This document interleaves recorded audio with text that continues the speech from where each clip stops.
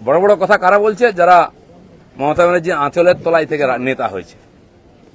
আরো বড় বড় কথা বলছে, অনেকে চরিত্রের কথা বলছে, যারা কালীঘাটের উচ্ছিষ্ট খেয়ে জীবন কাটিয়েছে। দিলীপ ঘোষকে স্বাগতম, স্বাগতম, স্বাগতম। তৃণমূল কংগ্রেসে দিলীপ ঘোষকে স্বাগতম, স্বাগতম, স্বাগতম। আমি দোকান সাজিয়ে দিয়েছিলাম 77টা এমএলএ দিয়ে।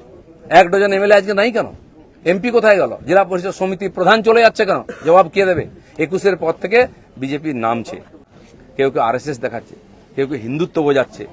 দিলীপ ঘোষকে হিন্দুত্ব বোঝাবেন না। আমার কাটলে গায়ে হিন্দুর রক্ত বেরোবে, বিজেপির রক্ত বেরোবে। বাকিদের গায়ে কি রক্ত আছে আমি জানি না, কারণ বহু জায়গায় ঘুরে এসছেন তারা। কে বড় বড় কথা কারা বলছে? যারা মমতা ব্যানার্জি আঁচলের তলায় থেকে নেতা হয়েছে। আরো বড় বড় কথা বলছে, অনেকে চরিত্রের কথা বলছে, যারা কালীঘাটের উচ্ছিষ্ট খেয়ে জীবন কাটিয়েছে, আজকে বিজেপির উচ্ছিষ্ট খেয়ে বেঁচে আছে। তারা দিলীপ ঘোষকে ক্যারেক্টার সার্টিফিকেট দিচ্ছে। যারা 4টে বিয়ে করে, 14টা গার্লফ্রেন্ড রাখে, রাত্রের জীবন একরকম, দিনের জীবন একরকম, তারা দিলীপ ঘোষকে ত্যাগী ভোগী বলছে। আহাম্মক।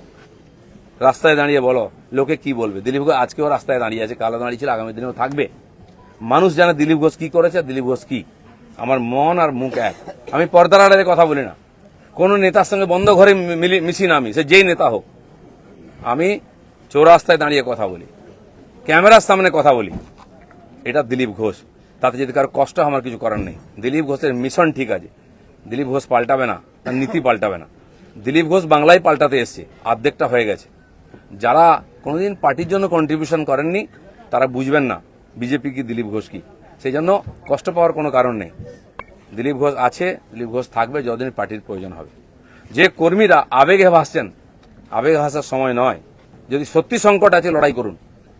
আর বিজেপির কর্মীদের উপর আক্রমণ, হিন্দুর উপর আক্রমণ ভারতবর্ষে প্রথমবার হয়েছে। আজ যারা বড় বড় কথা বলছেন তারা হিন্দুর জন্য কতটা লড়াই করেছেন, কি ত্যাগ করেছেন? 4 পয়সার ত্যাগ নেই। বিজেপিতে কামাতে এসছেন, কামানো কমে যাচ্ছে। আমি দোকান সাজিয়ে দিয়েছিলাম 77টা এমএলএ দিয়ে। 1 ডজন এমএলএ আজকে নাই কেন? এমপি কোথায় গেল? জেলা পরিষদ সমিতি প্রধান চলে যাচ্ছে কেন? জবাব কে দেবে? 21-এর পর থেকে বিজেপির নামছে। 19 সালে বিজেপি 41% ভোট পেয়েছিল, এবং আজ অনেক নেতা আমাদের পার্টিতে তার বিরুদ্ধে লড়াই করে আমরা পার্টিকে বাড়িয়েছিলাম। অনেকে প্রশ্ন করছেন, 41% ভোট আর 121টা বিধানসভায় আমরা লিড নিয়েছিলাম। 5 বছর পরে 24 সালের ইলেকশনে সেই ভোট 39% নেমেছে, আর 91টা বিধানসভায় আমরা লিড পেয়েছি। পার্টি এগোচ্ছে না পিছোচ্ছে? আমরা জিততে ভুলে গেছি 21 সালের পরে। প্রশ্ন করুন, পাবলিক প্রশ্ন করছে। দিলীপ ঘোষের এটাই প্রশ্ন আছে। যারা আমাকে প্রশ্ন করছেন আমি তাদের দিকে প্রশ্ন করছি। আপনারা তো নীতি শেখাচ্ছেন, রাজনীতি শেখাচ্ছেন, হিন্দুত্ব শেখাচ্ছেন, কি দিয়েছেন সমাজকে?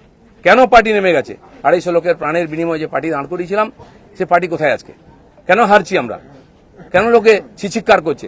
আর এই দালালরা যেদিন থেকে পার্টিতে এসছে, বিজেপির গন্ধও চলে গেছে, বিজেপির স্বাদও চলে গেছে।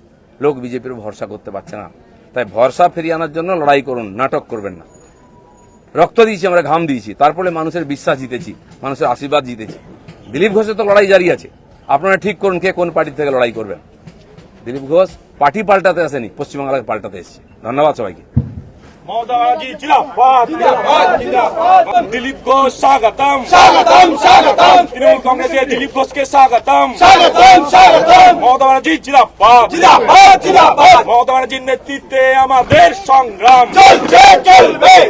মমতা ব্যানার্জি জিন্দাবাদ, জিন্দাবাদ, জিন্দাবাদ। বাংলার মুক্তি সূর্য মমতা বন্দ্যোপাধ্যায় জিন্দাবাদ, জিন্দাবাদ, জিন্দাবাদ। মমতা বন্দ্যোপাধ্যায়ের নেতৃত্বে আমাদের সংগ্রাম চলছে, চলবে।